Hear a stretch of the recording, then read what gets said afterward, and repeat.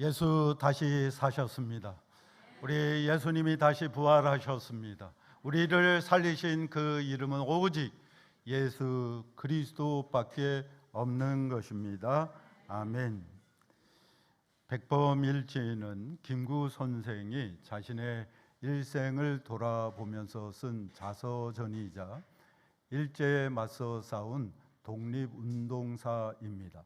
그 책을 보면은 김구 선생이 젊은 시절에 구한말 나라가 엉망으로 그렇게 변하면서 과거를 포기하고 아버지의 권유를 받아들여서 관상을 공부한 적이 있었다고 합니다.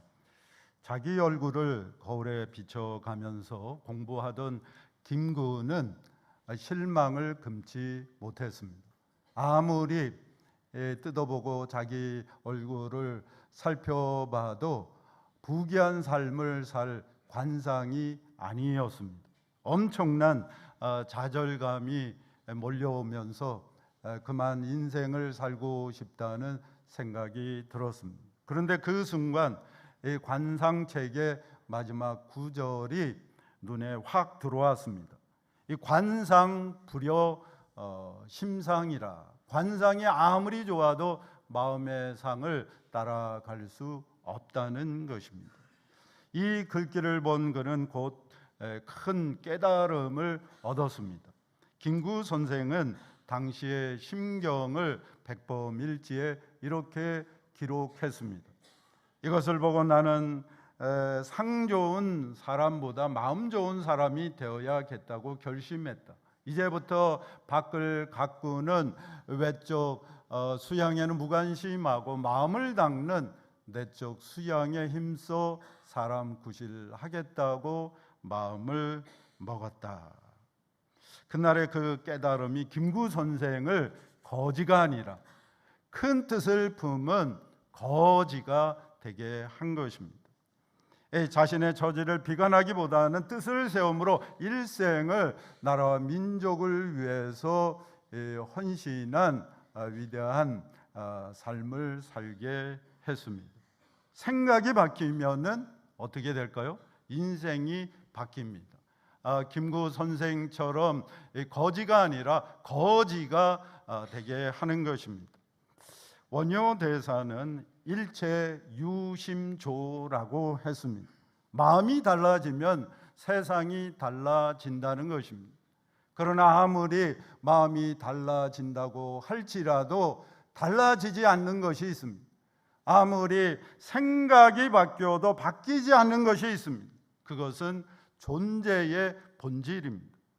성도 여러분, 우리 인간의 존재의 본질은 무엇이죠? 그것은 바로 생로병사입니다. 생로병사.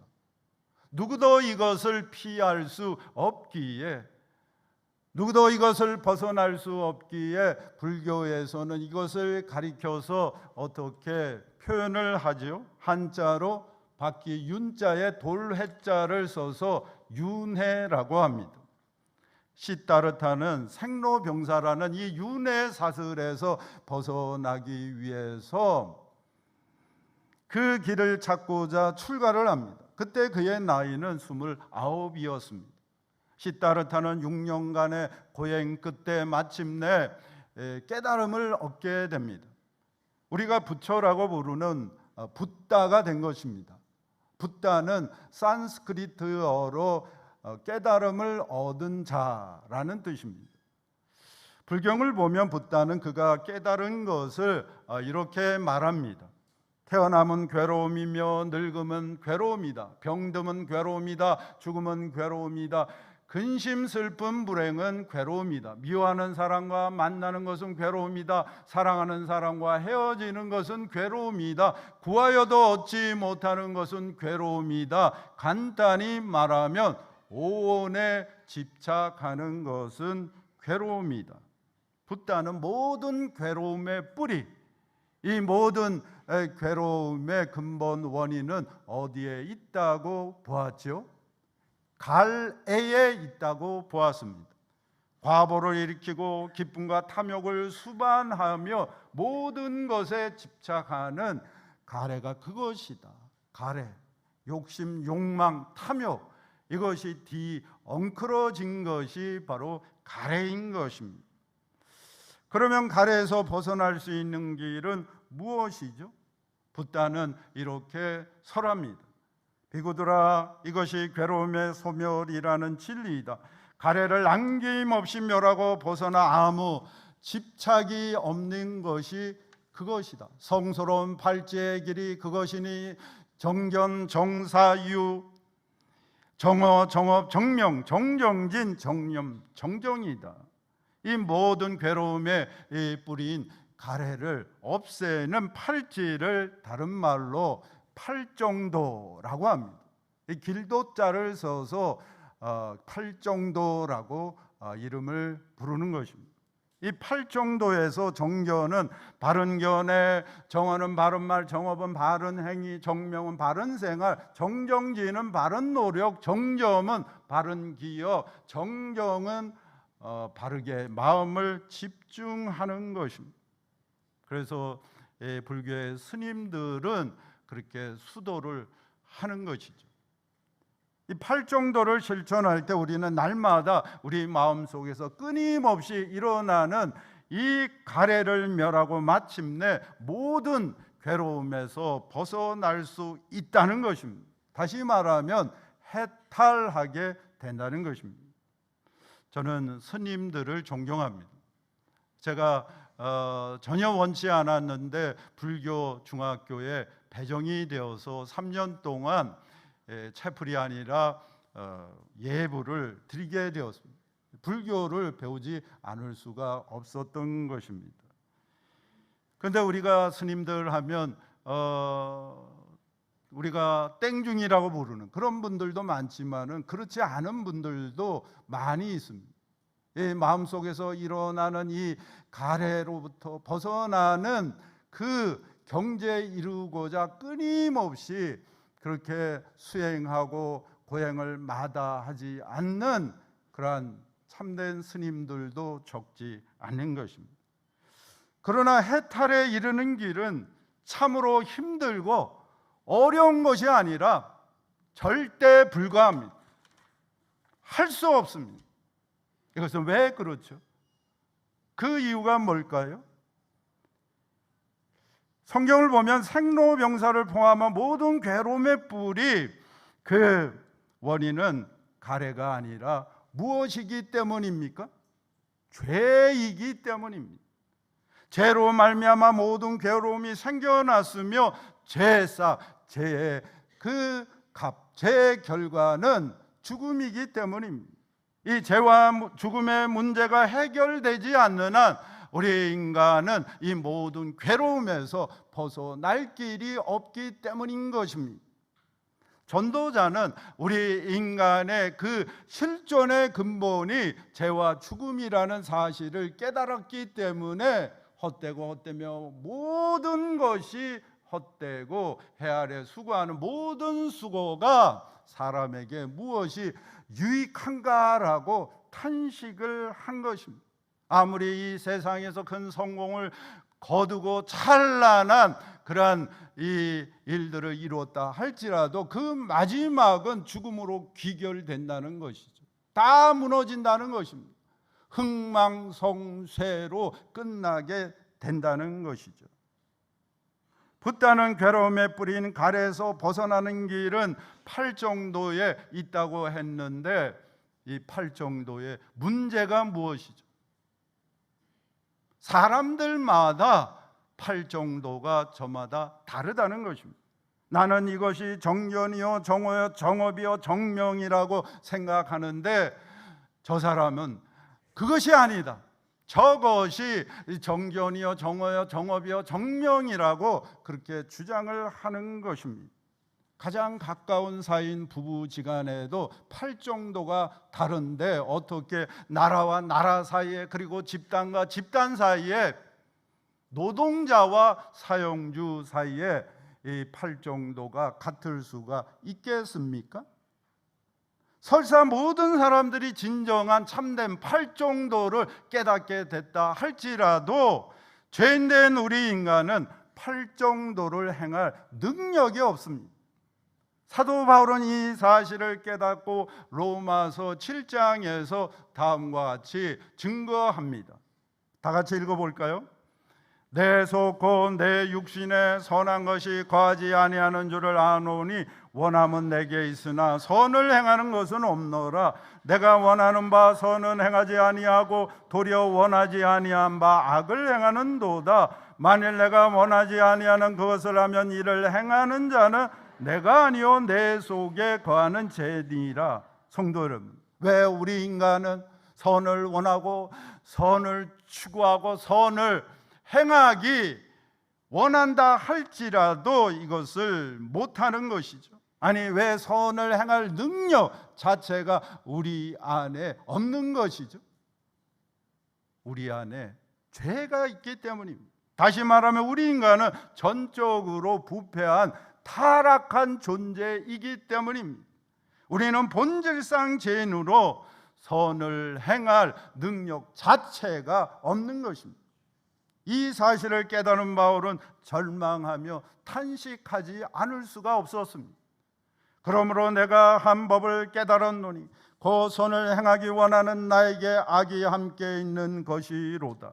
오라, 나는 공고한 사람이로다. 이 사망의 몸에서 누가 나를 건져내랴. 우리 인간의 모든 이 비극의 원인, 다시 말하면 모든 괴로움의 원인은 죄와 사망에 있는 것입니다.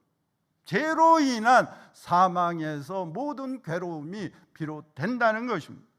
그런데 문제는 무엇이죠? 우리가 그 문제를 알지만은 우리 인간의 힘으로는 그 문제를 해결할 능력이 우리 안에는 전혀 없다는 것입니다. 그것이 바로 우리 인간의 문제이고, 그것이 바로 우리 인간의 비극이고, 그것이 바로 우리 인간의 괴로움인 것입니다. 득도한 후에 팔정도를 실천한 석가모니 부처님도 죽음 앞에서는 우리와 전혀 다르지 않았습니다. 죽음 앞에서 무력하기 짝이 없었습니다. 우리 교회 새가족 교육 그 과정을 수료한 분들은 잘 아실 것입니다. 석가모니 부처님이 몇 세에 열반하셨죠? 불교 용어로 열반은 돌아가셨다는 뜻입니다. 80세에 열반하셨습니다. 장수하신 것이죠. 부처님의 사인은 무엇이었습니까? 식중독이었습니다. 준다라는 사람이 요리해서 드린 그 버섯 요리를 잡수시고 피를 토하고 돌아가셨습니다. 불경을 보면 분명하게 그렇게 기록되어 있는 것입니다. 팔정도를 실천해도 죄와 죽음의 문제를 해결할 수가 없다는 것입니다. 인간으로서는 누구도 죄와 사망의 몸에서 우리를 건져낼 수 없기에 하나님께서는 어떻게 하셨습니까? 하나님이 사람이 되어 오셔서 우리 인간의 모든 죄를 짊어지시고 십자가에 달려서 피 흘려 죽으시고 장사한 지 3일 만에 죽은 자 가운데서 다시 살아나셨습니다. 그러므로 누구든지 그를 믿으면 멸망치 않고 영생을 얻는 새로운 길이 활짝 열리게 된 것입니다. 로마서 8장 1절과 2절 말씀입니다. 다 같이 읽겠습니다. 그러므로 이제 그리스도 예수 안에 있는 자에게는 결코 정죄함이 없나니 이는 그리스도 예수 안에 있는 생명의 성령의 법이 죄와 사망의 법에서 너를 해방하였습니다. 아멘. 성도 여러분, 우리의 인간이 아담의 자손으로 아담 안에서 살아갔을 때 우리는 죄와 사망의 법의 지배를 받았습니다. 죄와 사망이 우리 인간의 운명이었습니다. 그러나 예수 그리스도를 믿음으로 그리스도 예수 안에 있는 사람들은 예수님이 이 사망 권세 이기시고 부활하셨기에 죄와 사망의 법이 아니라 생명의 성령의 법의 지배를 받게 되는 것입니다. 우리의 존재와 우리의 신분이 완전히 달라졌기 때문입니다. 이 외교관들은 주재하는 그 나라의 법이 아니라 어느 나라의 법에 관할을 받게 되죠? 본국의 그 법의 지배를 받게 됩니다. 잘못해서 사람을 해쳤다 할지라도 그 나라에서 재판을 받게 되는 것이 아니라 본국으로 가서 본국 법에 따라서 재판을 받게 되는 것입니다. 이것은 우리나라에 지금 주둔하고 있는 미군들도 마찬가지인 것이죠. 이것을 가리켜서 법적인 용어로 뭐라고 하죠? 치해법권이다 라고 말하는 것입니다. 우리는 죄와 사망의 법에 관할을 받지 않는 치해법권자가 된 것입니다. 우리는 그리스도 예수 안에서 죄와 사망으로부터 해방되었기 때문입니다. 우리는 죄로 인하여 죽으나 그리스도 예수 안에서 죄 사함을 받고 다시 살아남으로 영생함을 얻게 되었기 때문입니다. 그러므로 성경을 보면은 그리스도인들의 죽음을 가리켜서 죽었다라고 이렇게 표현하지 않고 어떻게 말하죠? 잠잔다고 말하는 것입니다. 잠잔다. 여러분, 영면이 아닙니다. 많은 그리스도인들이 돌아가신 분들을 묵상하면서 또 부고를 보내면서 영면하셨다 이렇게 말하는데 그것은 전혀 잘못된 것이죠. 영면은 영원히 잠자는 것입니다. 깨어나지 못하는 것이죠. 끝이라는 것입니다. 여러분, 우리는 그리스도 안에서 잠자다가 그리스도께서 이 세상에 다시 오실 때 깨어나 주님을 맞이하게 됩니다. 미국의 존 오엠 목사는 예수님의 부활을 가리켜서 죽음의 죽음이라고 했습니다. 예수님의 부활하심으로 죽은 것은 예수님이 아니라 죽음의 죽음이라는 것입니다. 다시 말하면 죽음 자체가 죽었다는 것입니다. 그러므로 사도 바울은 고린도전서 15장에서 승리를 선언합니다. 예수 그리스도 안에서 우리가 새로운 피조물로 거듭나게 된 것입니다. 그런즉 누구든지 그리스도 안에 있으면 새로운 피조물이라 이전 것은 지나갔으니 보라 새 것이 되었도다. 여기서 새로운 피조물이란 말은 헬라어로 카이네 크테시스입니다. 카이네 크테시스. 이것은 시간적인 새로움이 아니라 완전히 질적으로 차원이 다른 새로움, 그러한 존재로 우리가 다시 거듭나게 되었다는 것입니다. 우리의 존재와 우리의 신분이 영적으로 완전히 달라지게 되었다는 것이죠. 그러므로 우리의 옛사람인 사주, 관상, 궁합, 팔자가 그리스도인들에게 맞겠습니까? 맞지 않겠습니까? 맞지 않죠. 맞을 리가 없는 것입니다. 우리는 죄와 사망의 법의 지배를 받는 옛사람이 아니라 생명의 성령의 법의 지배를 받는 새 사람이 되었기 때문인 것입니다. 여러분, 태어난 날짜가 다르잖아요. 우리 중생한 날짜가 다른 것입니다. 그렇지 않습니까? 예수 믿게 되었을 때 우리가 다시 태어난 것입니다. 사주관상 팔자 보러 가면은 저는 한 번도 본 적이 없지만 여러분, 언제 몇 시에 태어났느냐 이걸 묻지 않습니다. 우리가 태어난 날이 다른데 어떻게 옛사람인 이 사주관상 팔자 궁합이 맞을 리가 있겠습니까? 죄인된 우리 인간은 하나님의 법을 알고 하나님의 법을 행하기 원해도 선을 행할 능력이 없기에 성령께서 어떻게 하셨습니까? 성령께서 우리 안에 내주하심으로 우리를 진리 가운데로 인도하십니다. 요한복음 16장 말씀입니다. 다 같이 읽겠습니다. 진리의 성령이 오시면 그가 너희를 모든 진리 가운데로 인도하시리니 그가 스스로 말하지 않고 오직 들은 것을 말하며 장래의 일을 너희에게 알리시리라. 성령께서 우리 안에 거하시면 주님의 말씀이 생각나게 하시고 깨닫게 하시고, 그리고 우리로 하여금 주님의 말씀을 따라 살아가게 합니다. 내 안에 거하시는 성령으로 인하여 내가 주인된 삶을 내려놓고 주님이 주인 되시는 삶을 살게 합니다. 그래야 내 힘으로 할 수 없는 회개와 변화와 회복의 역사가 그리스도 예수 안에서, 우리 안에, 나를 통해서 일어나게 되는 것입니다. 큐티인 4호로에 실린 한 상음시의 간증입니다. 한때 스포츠 도박 베팅방을 운영한 저는 한 달에 수천만 원을 벌며 화롭게 생활했습니다.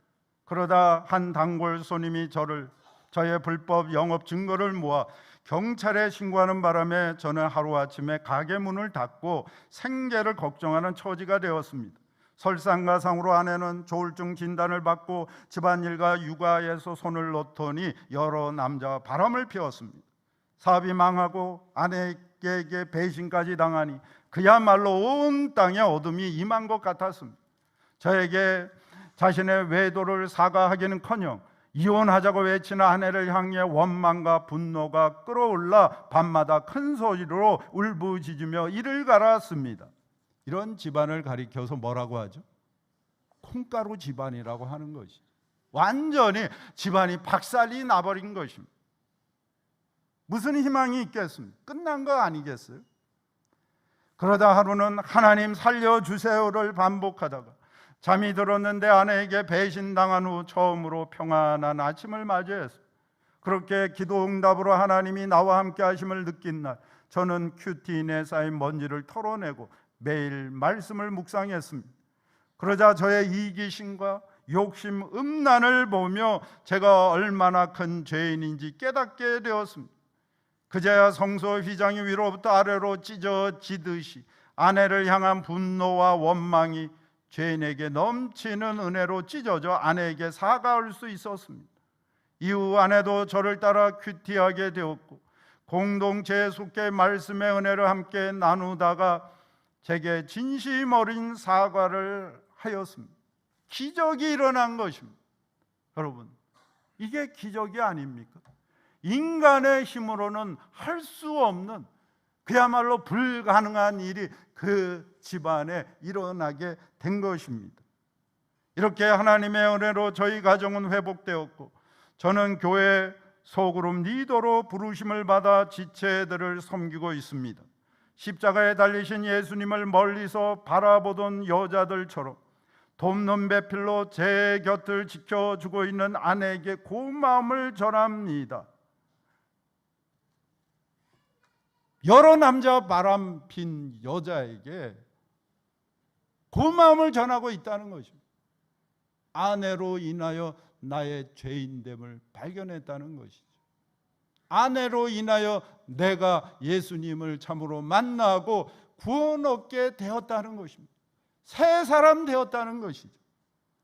그런 아내를 통해 저를 다시 일으켜 세워주신 주님 감사하고 사랑합니다.